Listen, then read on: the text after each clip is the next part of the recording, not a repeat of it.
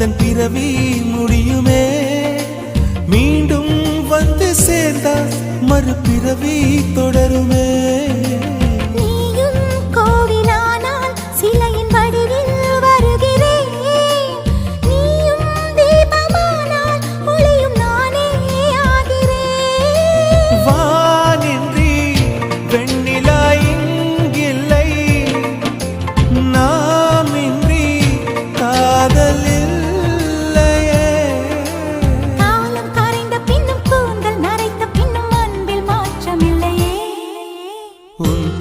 சொல்ல ஆசைதான், உள்ளம் முருக ஆசைதான், உயிரில் கரிய ஆசைதான், ஆசை